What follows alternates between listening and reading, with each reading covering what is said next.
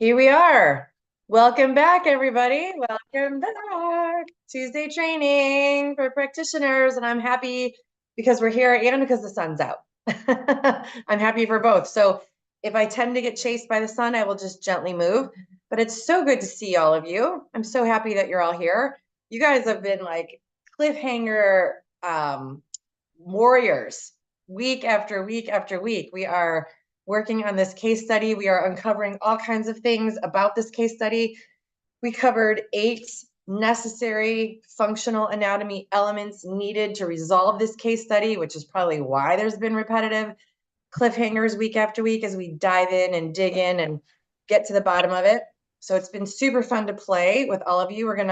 I think we're gonna get it today. I think we're gonna wrap the bow on the gift. I really do. I feel like unless we uncover some other magical conversation, which is also why we're here. Why are we here? We're here every week to talk shop.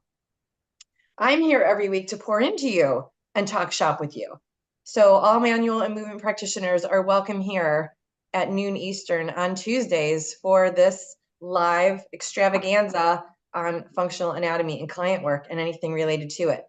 We have been in the last few weeks, as I mentioned, going over, getting to rounding out home base on a particular case study. That's not all that we talk about. And in the interim, we did also uncover some muscle information and etc.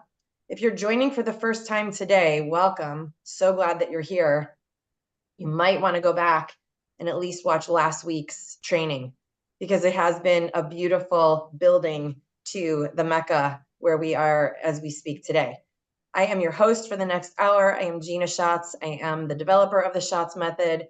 I am both a manual and movement practitioner. You could be either, and the method would still work for you, which I love. We have lots of training inside of our academy. Today's training is sponsored by the Schatz Method Academy. Let's call it that, right? 200 hours of anatomy and functional anatomy, tons of CEs available. You all are welcome at any time. If there's a particular topic that you're looking for, we probably have it in our academy. It kind of rolls out like that. It can be a little overwhelming to look in there unsupervised, and I'm sure you could figure out what you needed as well. But more importantly, we have an amazing community inside the Schatz Method bubble, if you will, of both practitioners working on their own who come in to train with us on Tuesday and also who are on the mastery practitioner track to learn the method. And we all really lean in and support each other. So in any way that we can support you, please let me know. I can get you in touch with me or one of our anatomy advocates, and it rolls out like that.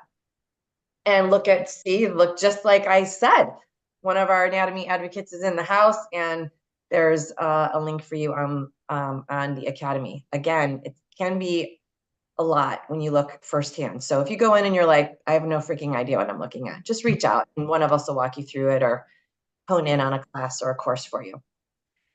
Okay, so that leads us to where we left off last week. I think we were just getting through Schatz briefs, which I'm totally adopting that. So Gary gave us that last week, which is great. I think it might be valuable for us to just recap what were the 8 different elements that we identified are needed to determine and create results for a complex client case study. And I deliberately used the word complex last week because those of us who are here kind of close to me, that's what we're up to, right? It's not every client necessarily. You could be a manual practitioner and do great restorative and preventive work, or a movement practitioner that's, doing lifestyle work, because we all are designed to move after all. And our clients come in and they're like, whoa, bum ankle, bum knee.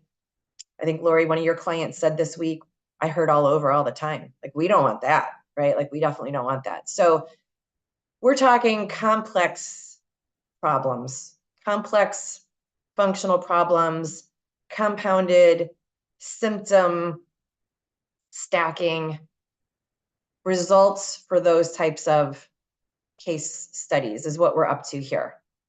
Typically, when we're talking case studies, it's definitely what we're up to on this particular case study. It's a little complex, right? They don't always have to be. Sometimes it's pretty straightforward, but in this guy, it was a little complex. So we walked through who he was, what he was doing, what the symptoms were, got all the sort of arrows pointed in the right direction. And last week we identified these 8 elements that were really needed to even resolve this complex problem beyond taking notes from him, right? Beyond just the client himself.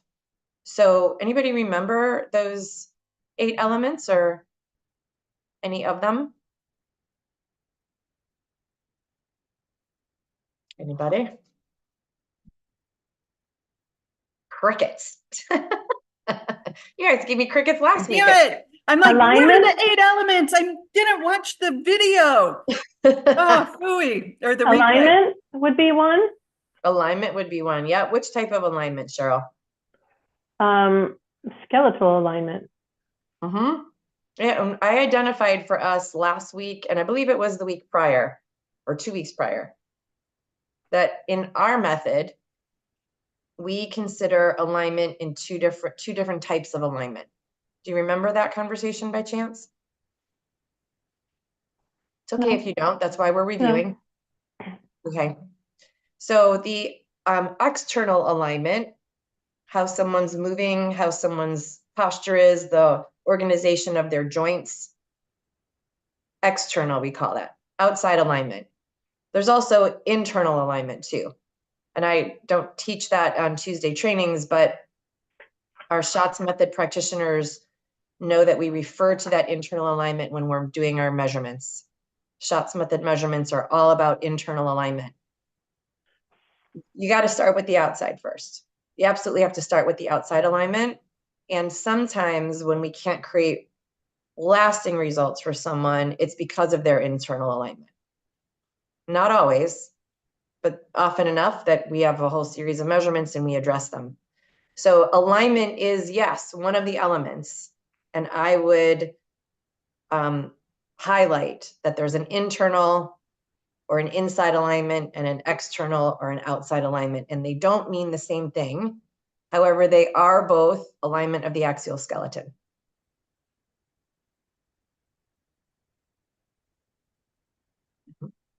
Okay, awesome job. Any other elements? And I'll just say, I didn't list them out for you guys last week. They were just sort of riffing out of me. And I was like, wow, we've covered a lot. Oh yeah, we need that too. Oh yeah, we need that too. And we did get to 8 last week. It was juicy. No wonder we've been here for more than 1 week in a row, because we're covering all the gold. Anybody remember another element that's needed to determine and resolve complex problems? Optimal alignment. Yeah, we're on alignment. Our thought. Mm-hmm. Yep, we got that one for sure. Alignment, strength, and function.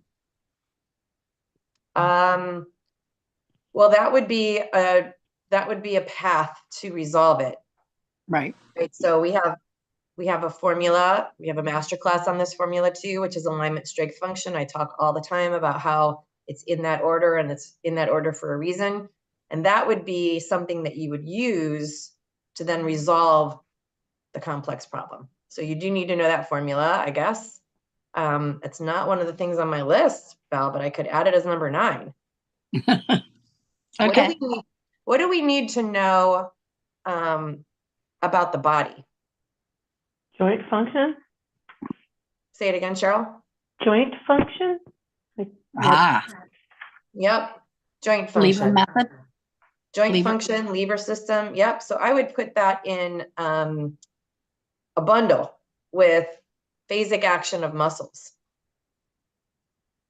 Right? In order to know the action, you've got to know the joint action. And in order to know what action is, you know that's a contraction. And in order to create lengthening, it's in response to contracting. We did talk about that. We did. Took some time on that. Yep. So that is definitely a piece that we need to know. Mm-hmm. Good. Would you put intrinsic action into that same bundle? I would put it in its own bundle, because as we said, those 2 muscle types do 2 very different things, and they need to be addressed differently. They don't require, or they don't respond to the same type of intervention because they need different things. So I would add that as its own. So now we've got 3, which is great. Getting there. Anybody remember any of the others? Oh, it's 12-12 on 12-12, you guys. I'm sorry, just had to note that. Eastern Standard Time anyway. That is exciting. Whatever you're thinking right now, lock that in. Okay. So good.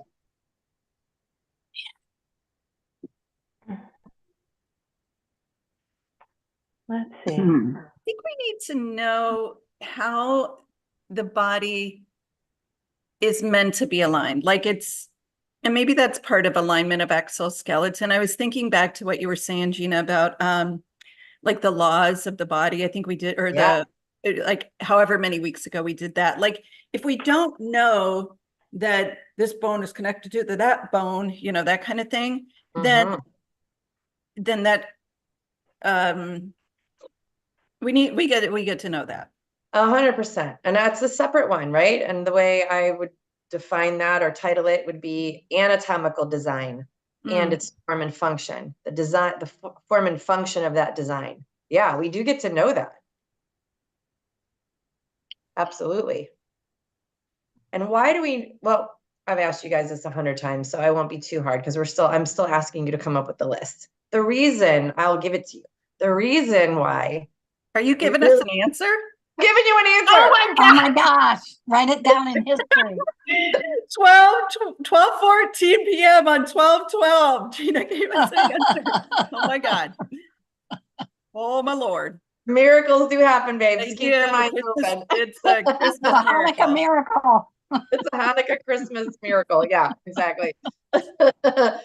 Okay. But you already know this one, and I already asked you guys this one and stretched you over the answer. So you have come up with it. I feel a clear conscience in supporting you and just dishing it back. The reason we get to know clearly, thoroughly, the anatomical design of the body and how its form and function relates to its design is because that's where we're returning someone to, right? Because in that state of their anatomical design, in both design and function, form and function, there's no pain there. So that we have to know that. We get to know that thoroughly because that's where we're headed. If we don't know actually like what the end goal is, we don't know how to win the game, how are we going to win it? Just by playing hard?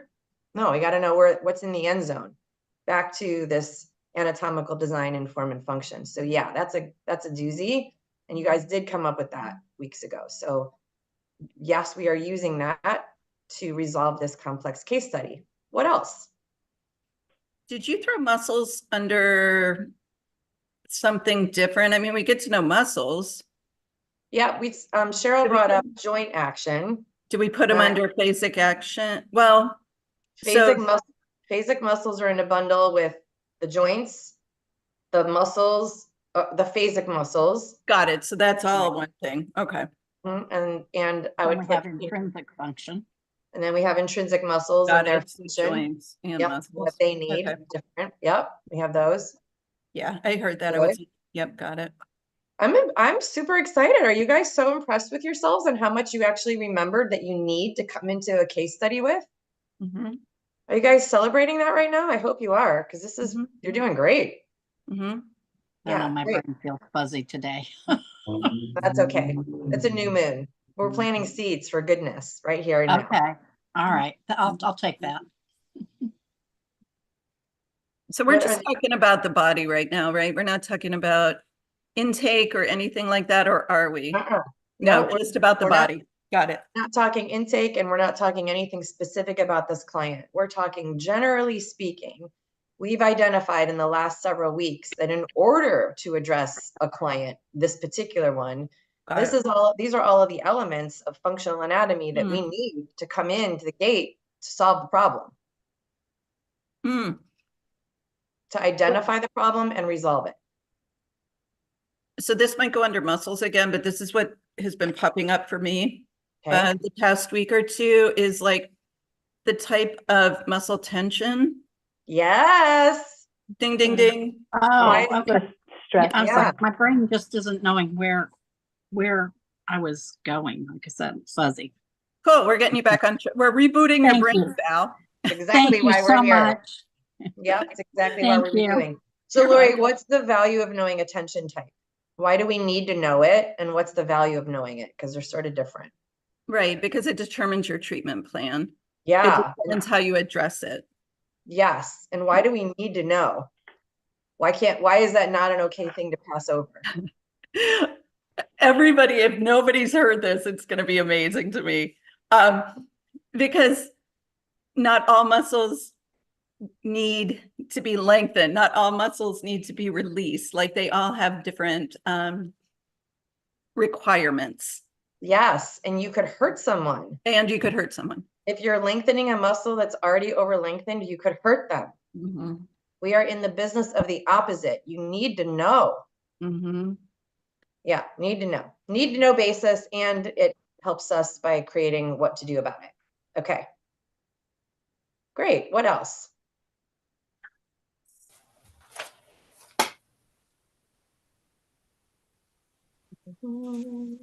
Is I suspect it's under phasic action of muscles and intrinsic.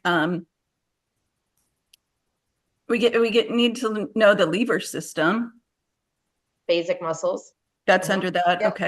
Yep, Anything muscle is under that. Got it. Okay. Well, anything phasic muscles, we bundled it in there. And I Oh, did right. say, I don't think I said this last Tuesday training, but I may have said this in the mastery practitioner group training. So I might be blurring my days. You let me know.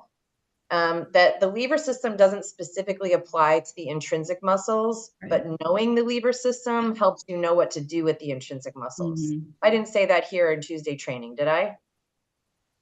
Or did I say that in group training on Thursday? Yeah, they blur a little bit. So if you're hearing it for a repeat, great. If you're hearing it for the first time, jot it down because that's a good one to know.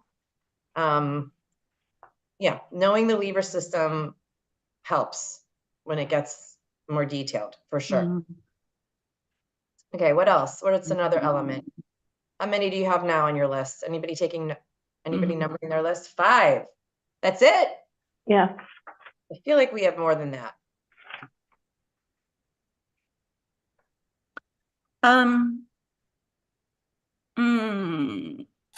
I'll throw it out there, but no, I'm gonna throw it out there. How the body compensates, compensatory patterns? No, I don't think so. I think, I know we talked about compensatory patterns stacking in this masterclass. So for those of you who were there, every spring I host a masterclass. It's a complimentary, typically masterclass. And we did talk about compensatory patterns stacking in that masterclass. Okay. We did not talk about it so far on Tuesday training here because this particular case study didn't reveal that. So that's right. So we just didn't get to that in our conversation because his wasn't compensatory patterns. But I would add that one. But I would add that one. I would say that, yeah, if you're working on complex problems, absolutely add that. So now we're at 9. Okay. I was going to say, we also get to know their mobility, hypermobility. Yes. Yeah, that's it. Yep. Their mobility, their constitution matters. Yep. Absolutely. What else?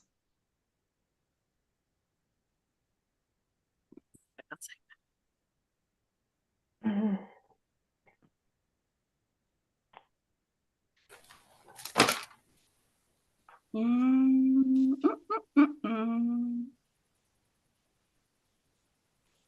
think maybe you guys, did you write down, are you blending some? Is that why you're only at 6? Are you at 6? What's your number right now? I'm at 7 now. You're at 7. Because we added ones because there's 9. Yeah, but I think maybe you might have listed 2 as 1. I'm not sure. We'll see. We'll go through the list as soon as we're done. I have 6. Let's see what else. So I'm thinking about this one. Go ahead. Who's got one? How about knowing the client's patterns, like what they do for a living, or, you know, Hmm. How about what There- they were doing when the injury occurred? Yeah, so, for that. All the Yeah. background info. yeah, and I would put that in the intake and make it client specific, right? So that's not a universal, whatever their answers are is not universal, but yeah, absolutely, you get to talk, right? You absolutely get to talk. I did say this a few weeks ago, here on Tuesday training, we're gonna craft, or start to craft an intake. If you guys are, and let me just offer this to your point, Cheryl. If you guys are still in that space of not thinking that you're qualified enough or good enough, or fearful that you won't create a result, and your coping mechanism around that belief is that your client comes in and you immediately start working because you have to prove your worth and try to earn their loyalty or respect, or earn your own, you are missing out on so much information and making it so much harder for you. Because literally, once you know all of these anatomical parts that we're listing right now, you come armed and ready, loaded and ready at the table to create whatever this masterpiece is with you and your client. And if you don't give them a chance to weigh in, what are you creating? So once you know all this, once you have all these elements, you're ready to go. There should be no proving it anymore, right? And I know some of you, especially those of you who work with complex problems, still tend to get nervous there. So I'm appealing to you here in this part of our training today to just, if you know these 9 elements, you are prepared. You will create a result. But in order to paint a beautiful canvas, you've got to know where the canvas is. Not the strongest analogy I've ever come up with. You got to let your client talk, right? Don't just think that it's all up to you and not about them. That's not true. In fact, when you come armed with these 9 elements and you're like, I know anatomy, I got the body, I know where we're going. You just listen and then boom, you're like, oh, I know how to do that. I know how to do that. I know what to do for that. I know what to do for that. Whatever you're presenting, I know what to do for that. You have to give them a chance to tell you what they're presenting with. So just take a breath.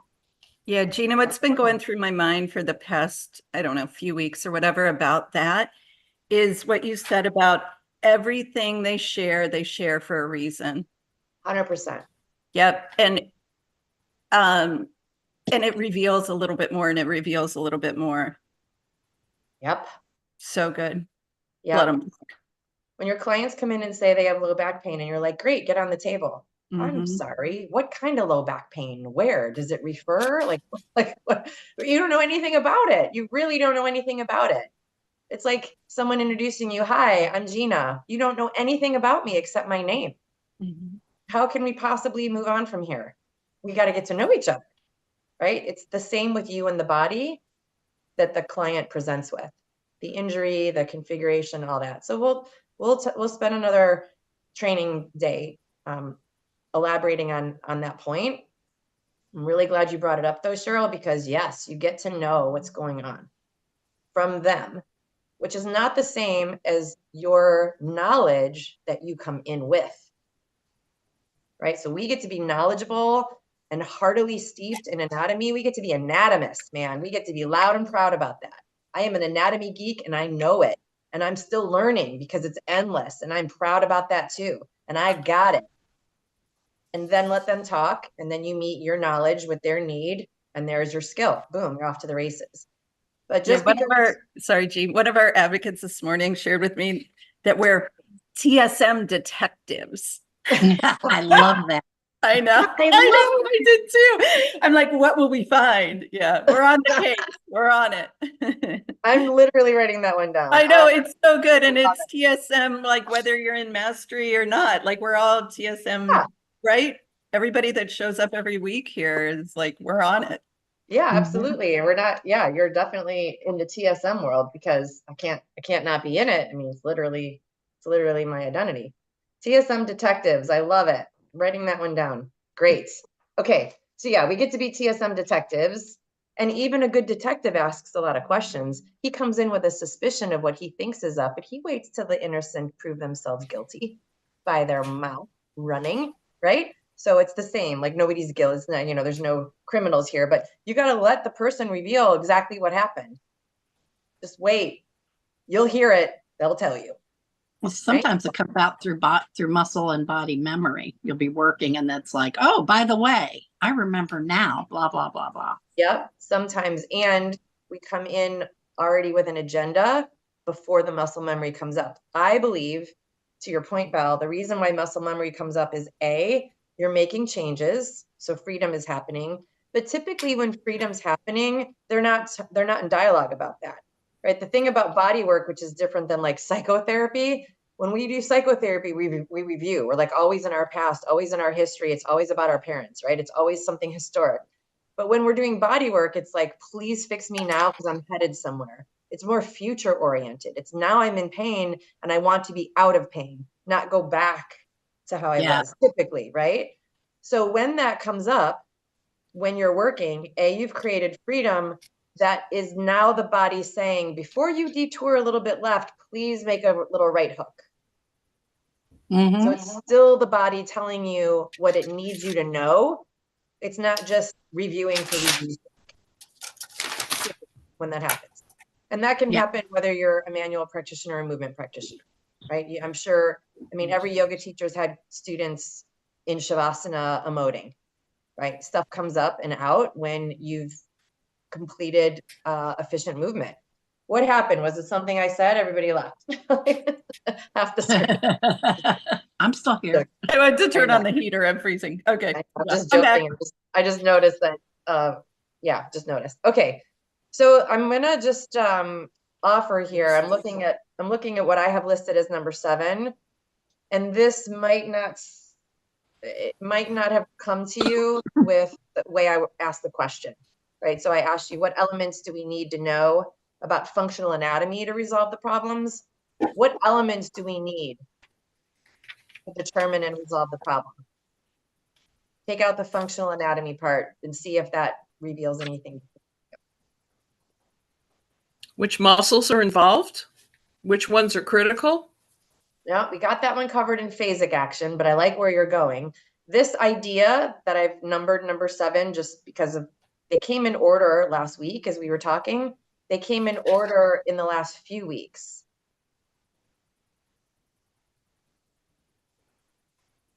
And if you don't have it, I'll list it.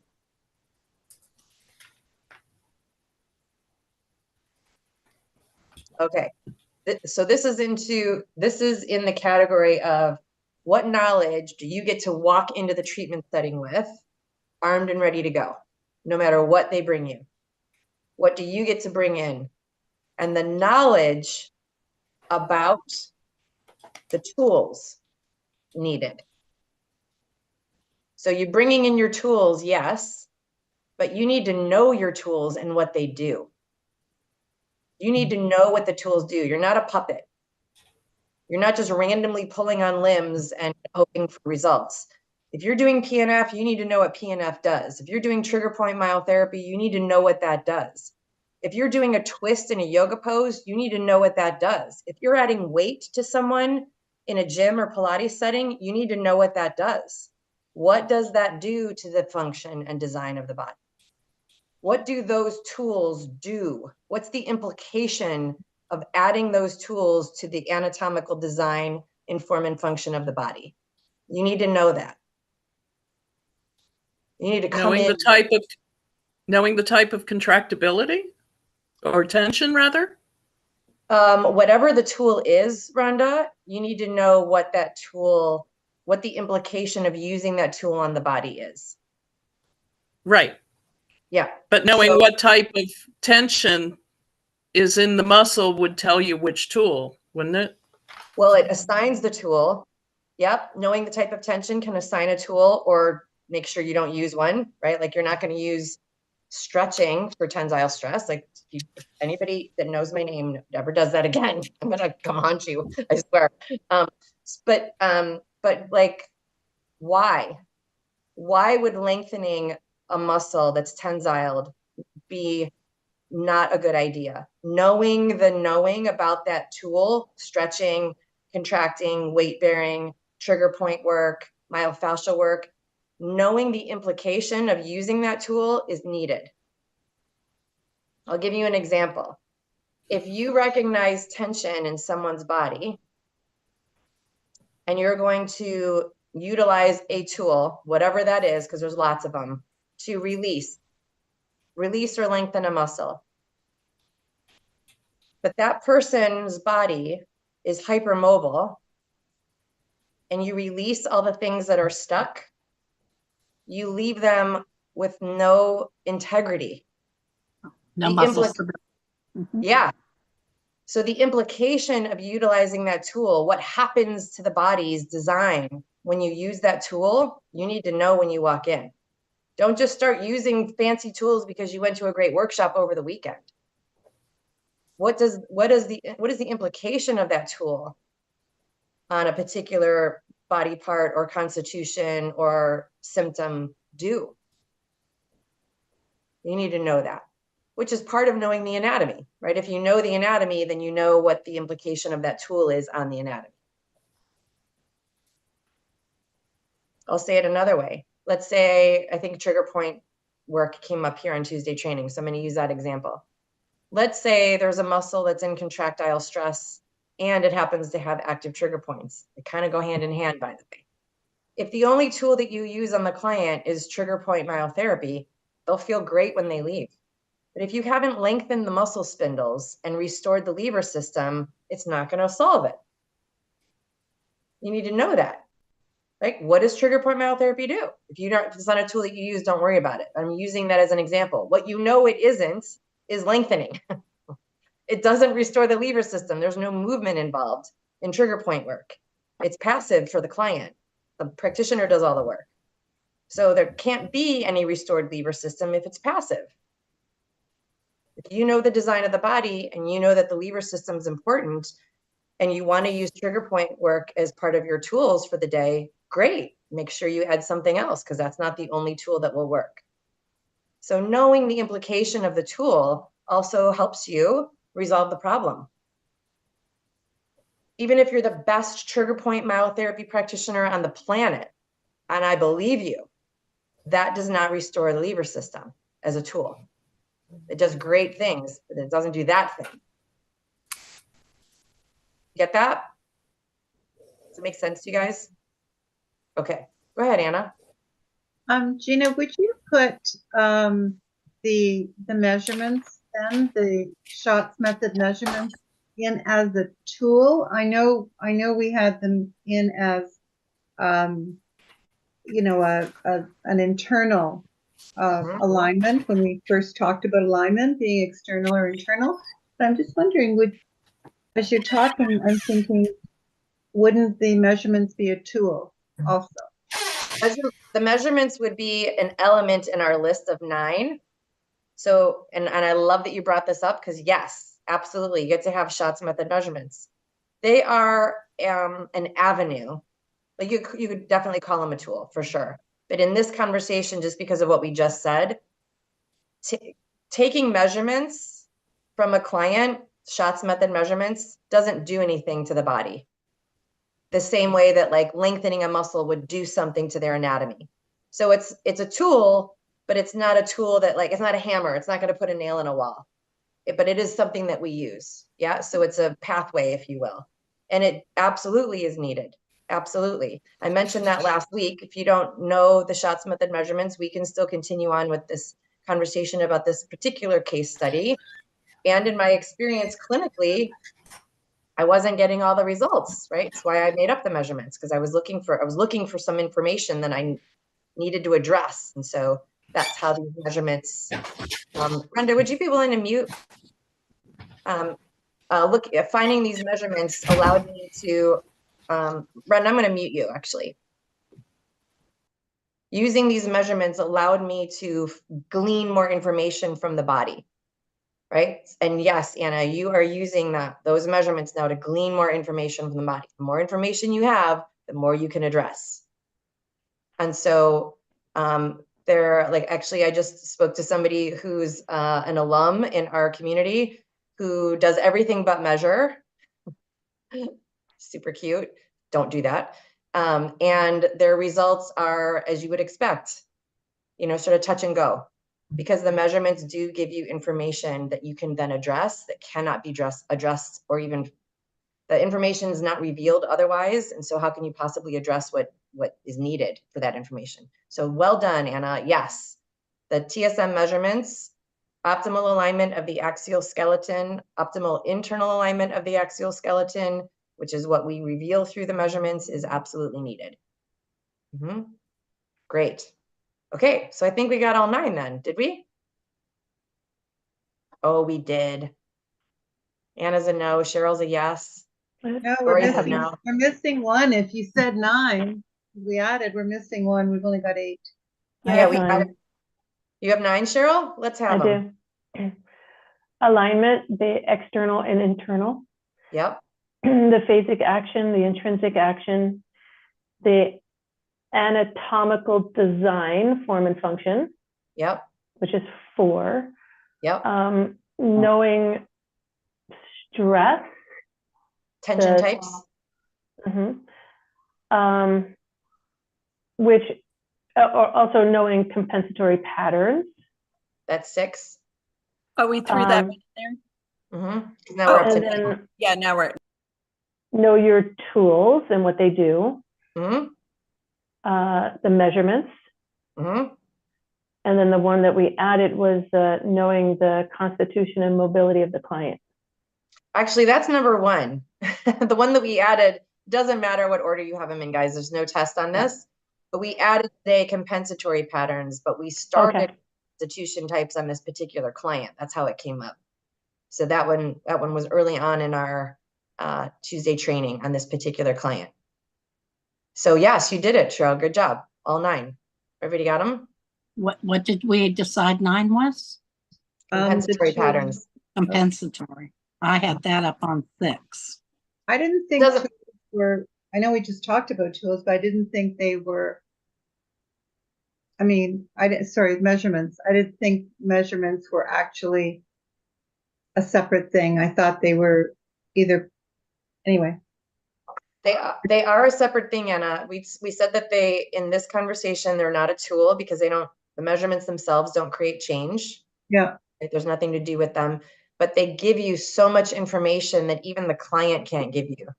Okay, good. I mean, So what do we have for, oh, sorry.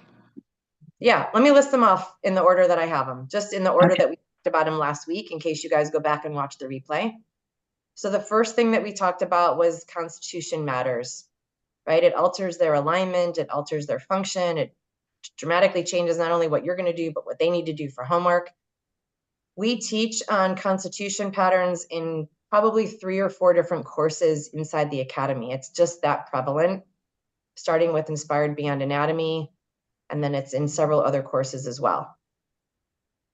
Number 2 is phasic action of muscles, and we bundled that with knowing joint actions, knowing reciprocal inhibition, the lever system.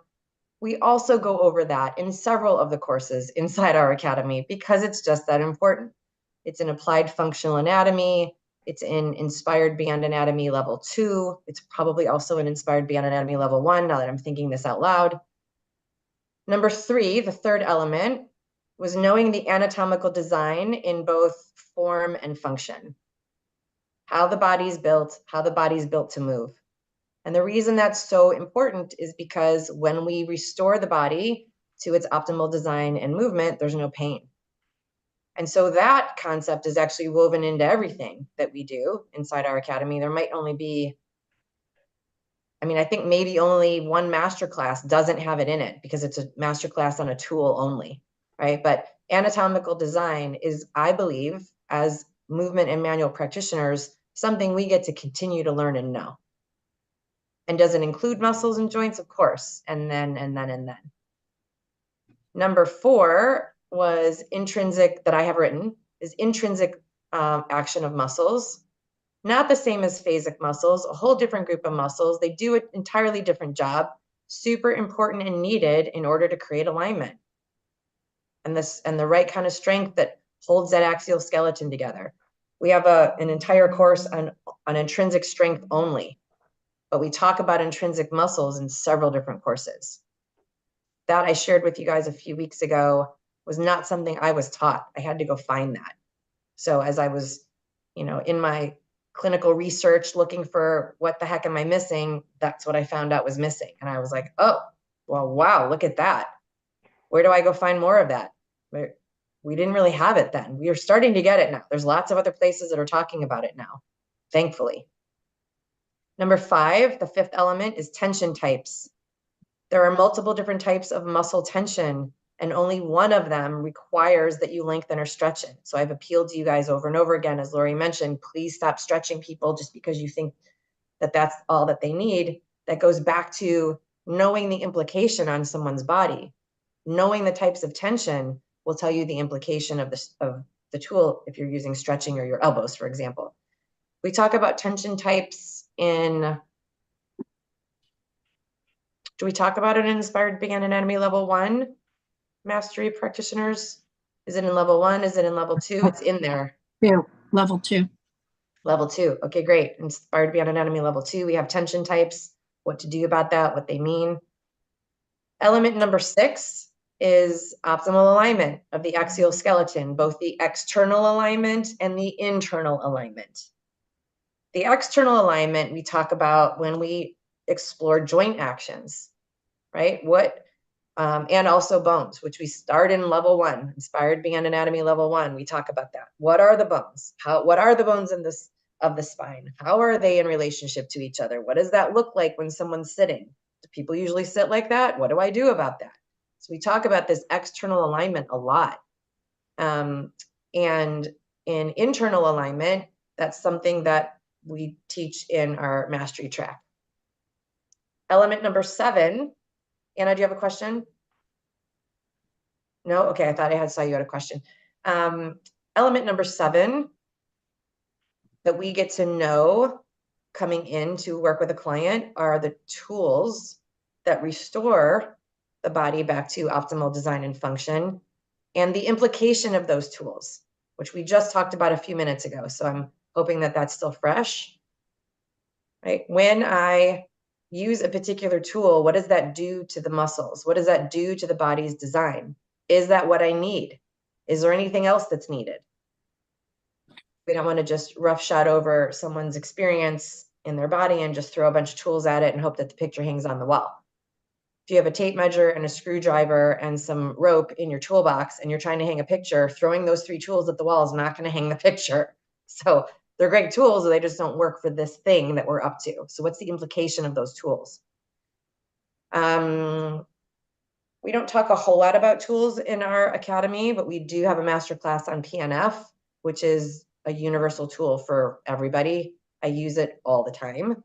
But what I don't do in the Schatz Method is teach you how to be a massage therapist or how to be a yoga teacher or how to be a Pilates teacher. It's expected you already are.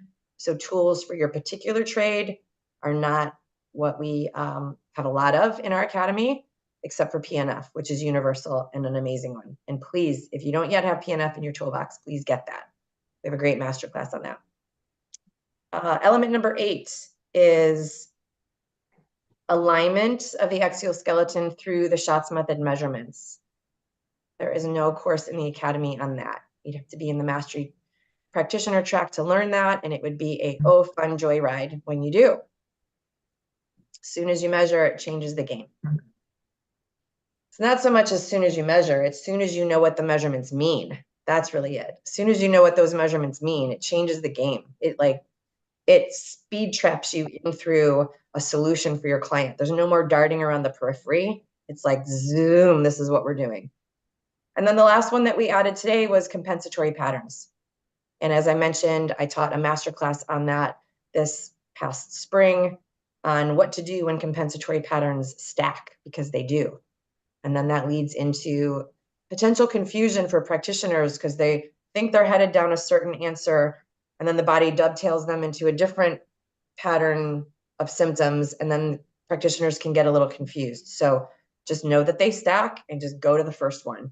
And then how do you find that? And that's what we walk through in that masterclass. So there's our 9. That's a lot. You guys have covered a lot in the last few weeks. I like it. Okay, any questions on those? Hmm. Just a Valerie voice from the ether. I need to clarify them in my notes, but they're down there. We'll wait Okay, till great. the head's a little less fuzzy. Okay, as long as you got them written down, you can refer back. Thank you. Okay, so moving on to our case study resolution. Did anybody since last week, since we had these elements last week, actually, let me just pause here for a second. We absolutely spoke about every one of these elements with the exception of the last one that we added today, compensatory patterns. We spoke about all 8 literally a week ago. So just notice how much value there was in reviewing, right? There's no new information today with the exception of compensatory patterns, which we've talked about weeks prior. But last week, we talked about these 8. We literally outlined them. Just notice the value in reviewing. And I really want to highlight that here because I see practitioners, unfortunately, take themselves out of the game and really mess with their own confidence because they know that they heard it, so they think that they should know it, and then they make it hard. Just give yourselves ample time to review, reflect, regurgitate, share with a colleague, and repeat. Give yourselves time for that. Because once you have it locked in, you'll never lose it. But until it's locked in, you don't really have it. You have it in a notebook somewhere. And that makes it hard for you. And then you get to be right about how inadequate you are. You're not inadequate. You just get to memorize some stuff by reviewing it, creating a neurologic pattern with this information. So I just want to highlight that because that's literally what we just did for about 45 minutes. Totally worth our time. Go ahead, Anna. So I think the value in what we did in the 45 minutes, because I'm looking at my notes, okay? So I have this all written down, but I had things like when body's designed the way it's meant to be designed and moved the way it's meant to be designed, then there's no pain. And I had body constitution matters, and then I had phasic, gross motor movement. Then I had intrinsic, and then I had PNF, the psoas. Like I had all of that, but what you just did or took us through is, at least for me, is organized, a field of information and put it into, at least for my brain, into boom, boom, boom. We capsulized it all. So it took basically these 2 sheets where I have all of this. Yeah. When you first started asking, I thought, well, maybe I'll just tell her the body, designed and optimal look. But I think that's the value of the 45 minutes that we spent, because I now get to do, okay, 1, 2, 3, 4. So that's the nugget, for me. It's gathering all this information that's been swimming around for weeks and being very succinct. So yeah, that's huge for me. Yeah, that's awesome. And I love that there's value in there. What you're talking about, Anna, is taking complex information. I didn't say hard. There's just a lot of angles to all of it, right? It's just the body's design. It's one topic, but there's a lot of it. So it's complex. So we take complex information and we file it, right? We make sense of it. We have understandings of the application of it. And then we come in organized and loaded into a complex situation, and we just pull from the file box what we know. And I like that you said that it took all this information and it made sense of it for you, because I really want to appeal to you all when you're navigating complex client work to be calm. Y'all, when you're honest with me, you let your brains run so fast, you'd never be able to run your feet and catch up with your own brain. It's like off to the races and you're lost. It's like, wow, whoa, slow down, right? And the reason I'm mentioning the pace of it is because when you go so fast, you're down in the weeds. You want to just sit with your file cabinet and be like, okay, does anybody, this is the picture that's coming to mind. Does anybody here remember going to the library when we were kids and there was the paper Rolodex? You had to pull out the little skinny drawers and find the paper. I'm clearly dating myself here, but this matters to this picture because I think it's going to land with all of you because the picture popped up twice. So I'm like, okay. Do you remember walking up to that cabinet of little drawers and just pausing for a second, like which drawer do I want to open? Because any one of them is going to be a rat's nest of cards. Mhm. You remember like approaching the cabinet and being like, okay, whoa, right? That feeling that you had just before you pulled out that long drawer that then made you be very specific and look through, those two moments are different. When you're heading in with a client, you're heading to the catalog of those mini drawers. And you know, as soon as you open one of them, you're committed. You're in the drawer, probably for longer than you want to be. And heaven forbid, you get to the end and you're like, shit, it's a different drawer. You got to close the drawer and then step back and look for the next drawer and then find it again, right? The same thing happens when you're walking in to solve a complex problem. If you go too fast into the doing, into the drawer, you're down into a spider web of stuff where you just need to pause for a second and choose the right drawer. So the way you chose that right drawer was knowing the topic you were looking for, potentially the author, the genre, or whatever else we were given as metrics, whatever elements we were given to head into our search through the right drawer. You came already prepared before you opened that drawer, and you paused before you did. I would love for you to embody that as an approach. Come into the complex case study and pause before you open up what you think you're going to do or what you think it means. Just pause. Because you have a file cabinet full of organized information. We just said that, Anna. You have all this information we just categorized and organized and put meaning to. You can't run too fast into being able to go through that. Even computers take a second to find whatever you're looking for. You type something in the search bar, there's a delay. There's a delay before a computer can come up with the answer. You should at least give yourselves the liberty of pausing before you jump to, what am I going to do about this? Right? Just honestly, just give yourselves a breathing, right? A breathing tap, and you'll be good. Go ahead, Anna. So I had a really complex case come into me yesterday morning. Congratulations. No, well, okay. A new client, and wow, and somebody new who found you. I did who came in with a complex case. They were new and they chose you. Congratulations. Thank you. I did exactly what you said at the beginning when you started this session of what not to do. You know, like, whoa. And as we're talking about these files, okay? And my mind is going a million miles. And all I kept thinking of is your voice going, you don't have to hang the moon for your client. You don't have to hang the moon for your client. You don't have to hang the moon for your client. You know what? At the end of it, I think I still was hanging the moon for my client, even though your voice kept saying, you don't need to hang the moon for your client. But, you know, after he left and it was all great and I did do PNF and whatever, but after he left, I kept saying, you know what? That's the key, is I don't have to hang the moon for my client. I don't have to keep proving myself. And I think this file cabinet of tools is really going to be helpful for me because it has consolidated and gathered all of this information. So maybe I can for sure remember that I don't need to hang the moon for my client. Right.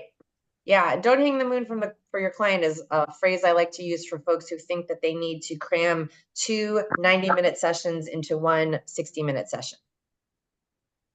Just because we don't think that we're worthy of being paid, or we don't know that we're good enough to actually create results or whatever, like, don't hang the moon, just do the job, right? So I would love for you to also add, what do I know? When a client comes in and they're like, 15 different body parts, 25 surgeries, 900 years of therapy, and I want you to fix it. And you're like tempted to go, holy shit, and spin out and just squirrel yourself into misery and an acid stomach. Rather than that, take a breath. What do I know? What do I know? And don't, I hate a 4-letter word. 2 4-letter words on top of each other, neither of which I like, and I'm a 4-letter word girl. rather than panic or spin out, just pause for a second. Just pause and ask yourself, what do I know? And what am I going to do with what I know? What do I know? And what am I going to do with what I know? And then, of course, yes, what does the client need? What is their body saying, etc. But rather than spinning every time you get information, ask yourself, what does this information mean? And actually answer it before you jump to the next question. You can bombard yourself with 50 questions. If I did that to you, you guys don't even like when I ask you one question. Can you imagine if I asked you 15 in a row? You wouldn't be here right now. And yet you do it to yourselves like it's a way of being that works. Don't do that. Just, what do I know? What do I know? And what does it mean? What do I know and what does it mean? Okay, my loves, we are at the top of the hour. Time flies when you're having fun. I had a blast. I hope that you guys got some good value from this training today.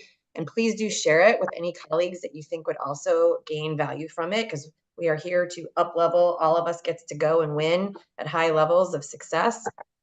We are gonna wrap up this case study next week. We're gonna wrap up this case study next week. I would love for you to take these elements, everything that you know you need to know that we have talked about in the last several weeks. So there's a replay on all of these. Just go backwards and watch another replay. I would love for you to come next week ready to go. This is what I came in knowing from this client. This is the information that I have about the client. I gave you all the information about the client a few times on a few different weeks. What would you do about it? And then I'll tell you exactly what I did. It was quick and easy. We got it done in 60 minutes. It was a no-brainer. But it wouldn't have been a no-brainer if I didn't know these things. So I brought it up to you guys and how we started this whole lovely trail of weekly cliffhangers on the same client. In fact, I got a text from that client today because they're looking for some stocking stuffers for their family, and they all love to, be in the world of optimal body.